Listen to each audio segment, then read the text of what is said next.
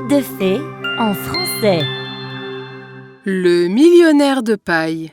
Il était une fois au Japon une famille riche.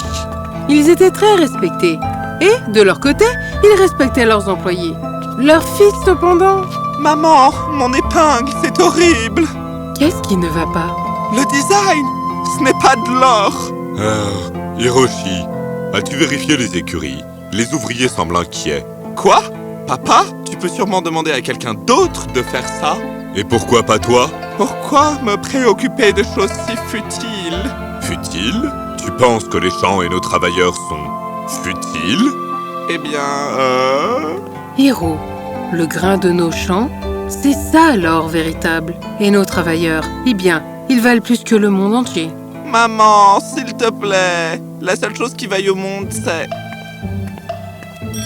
cette invitation au dîner du roi. Oh, je dois commander une autre robe et... Assez, Hiroshi. Nous t'avons élevé trop confortablement. Tu n'assisteras pas au dîner du roi avec nous. Pourquoi? Pourquoi pas? Hiroshi, nous avons réfléchi pendant un certain temps. Tu dois apprendre à quel point la vie est dure. Que voulez-vous dire? Cela signifie que tu n'apprécies rien ni personne. Tu partiras demain et tu construiras ta propre vie, de tes propres mains. Attendez! Papa, non! Maman! Vous ne pouvez pas! Les parents d'Hiroshi ne tinrent pas compte de ses supplications et le lendemain, Hiroshi déménagea en colère. Comment ont-ils pu me faire ça? Je suis leur fils! Et si je ne me soucie pas des travailleurs les plus modestes? J'ai vraiment besoin de manger. Il atteint un autre village, mais au bout d'un moment, il se rendit compte que son argent n'allait pas durer longtemps. Je suppose que je vais devoir travailler. Quelle bassesse! Or, Hiroshi n'avait jamais travaillé de sa vie. Wow! Et comme il n'avait aucune compétence, il lui était difficile de garder un emploi. Hic! Dur. Il finit par trouver un emploi d'ouvrier agricole, mais subissait difficilement les ordres. Non, tu n'utilises pas les bonnes graines. Je t'ai dit d'utiliser celle-ci. Mais... Vous n'avez pas besoin de crier? Tu es inutile. Prends ça et va-t'en. Hiroshi se sentait malheureux alors qu'il s'en allait, licencié d'un nouvel emploi. Que va-t-il faire avec ces petits haricots? Ils ne m'ont pas semblé si essentiels. Alors qu'il marchait, il se mit à pleuvoir abondamment et il courut se mettre à l'abri. La journée juste va de pire en pire. Qui est ce type? Oh, viens ici, petit gars. Tu n'aimes pas la pluie non plus, hein? Papa m'a toujours parlé des esprits de la forêt et de la façon dont ils nous guident. Eh bien, si quelqu'un écoute... Quelle grande bouche! Mes parents me disent que je n'apprécie pas les petites choses de la vie. C'est un mensonge. J'apprécie les petites boucles d'oreilles en or, les petits rubis, les petites pierres précieuses. Ça, ce ne sont pas les petites choses de la vie. Mais mes parents m'ont jeté dehors. Alors, aidez-moi, esprit de la forêt! Ma tête sonne. Alors, c'est juste un enfant gâté, hein? Mais il a un bon cœur. Eh bien, je suppose qu'il n'existe pas. Oh, que si, on existe! Qu'est-ce que c'est? Qui? Où? Oh, tu ne peux pas me voir, mais moi je peux te voir. J'ai entendu ton appel. Un véritable esprit de la forêt? Mais tu vas vraiment m'aider? Oh oui, lorsque tu quitteras cette forêt, la première chose que tu toucheras aura une valeur inestimable pour toi. Voyage vers l'ouest et tu y trouveras certainement une vie agréable. Cela semble être beaucoup de travail.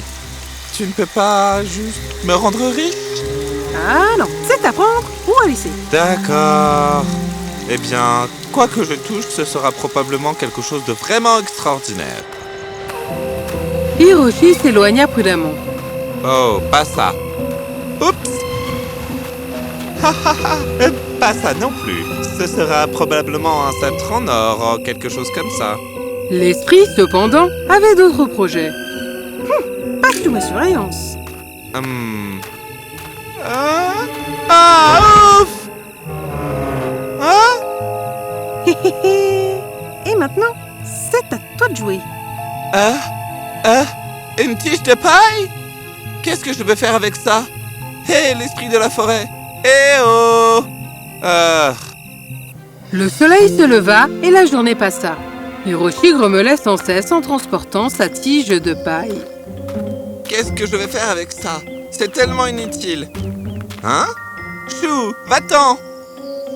Il secoua sa paille, mais le papillon s'y accrocha fermement.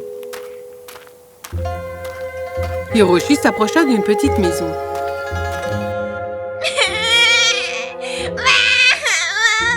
Oh, Yato, s'il te plaît, arrête de pleurer.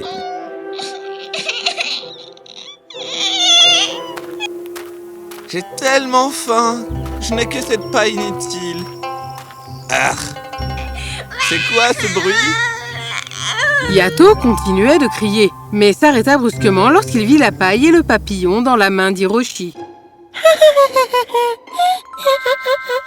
Voyant cela, la mère se tourna vers Hiroshi. « Oh, s'il vous plaît, jeune homme, pourriez-vous donner cette paille et ce papillon à mon fils?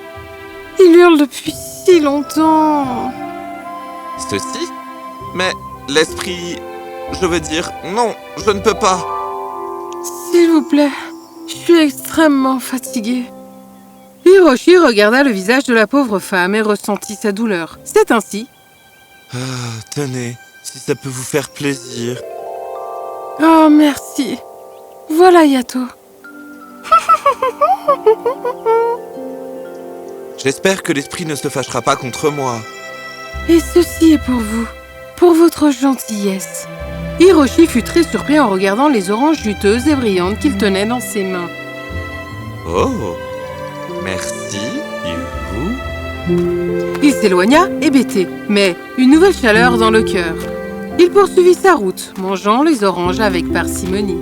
Qui aurait pensé que cette tige de paille serait en fait utile? Mes pieds me font tellement mal. Alors qu'il était assis et se reposait, un vieux marchand arriva sur son cheval. Excusez-moi, vous avez de l'eau? J'ai très soif. Non, je suis désolé. Je vois.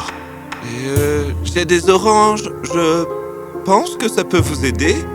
Oh, merci. Ça fonctionnera très bien. Le commerçant se gava d'oranges succulentes. Hiroshi ressentit une pointe de bonheur. Où allez-vous? Je me rends à la ville voisine. Ça ne risque pas si vous êtes à pied. Le marchand avait remarqué les pieds meurtris d'Hiroshi et lui avait offert son cheval.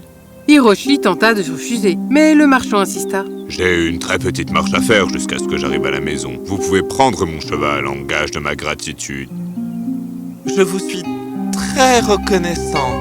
Ils se séparèrent et Hiroshi, tout en continuant de trotter, réfléchit longuement à la journée qui venait de s'écouler. Il poursuivit sa route en espérant atteindre rapidement la ville. Comment la ville peut être aussi loin? Heureusement que j'ai ce cheval. Stop! Stop! Qu'est-ce que... S'il vous plaît, prêtez-moi votre cheval. C'est urgent. Mais S'il vous plaît! L'homme était sérieux. Et Hiroshi lui prêta ce cheval. Je reviens. Attendez ici.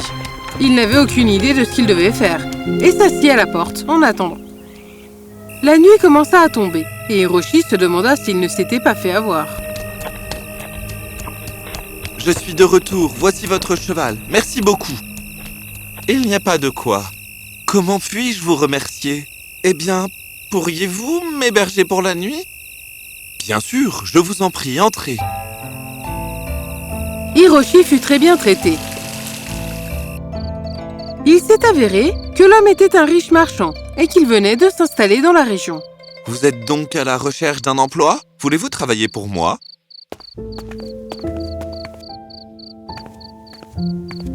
Je ne suis pas vraiment doué pour le travail. Hiroshi expliqua toute sa situation. J'ai essayé de travailler dans différents endroits, mais j'ai toujours été renvoyé. Je réalise maintenant qu'un travail n'est pas qu'un travail, aussi petit soit-il. C'est bien vrai. Je me suis demandé, si vous êtes un homme si riche, pourquoi portez-vous ce faux collier? Le commerçant fut stupéfait. Quoi? Les pierres précieuses sont toutes fausses. Je peux le dire depuis que j'ai été élevé avec elles. Eh bien, bonne nuit. Le lendemain, le marchand vint voir Hiroshi. Il avait envoyé le collier pour vérification et il s'agissait bien d'un faux. Hiroshi, je vais ouvrir une bijouterie. J'ai besoin de personnes compétentes et bienveillantes. J'aimerais que vous travailliez pour moi. Vous êtes sérieux? Oui, mais vous commencerez au bas de l'échelle. Vous êtes encore inexpérimenté et vous apprendrez au fur et à mesure que vous travaillerez. Hiroshi n'en croyait pas ses oreilles. Il accepta volontiers l'offre. Hiroshi commença bientôt à travailler. Il eut parfois des difficultés, mais il était désormais déterminé à réussir. Il travailla dur et après de nombreuses victoires et autant d'échecs, il devint l'associé du marchand et se montrait cordial avec tous les travailleurs. Hiroshi, pouvez-vous vous occuper de cette importante livraison? Bien sûr. Où est-elle? Oh.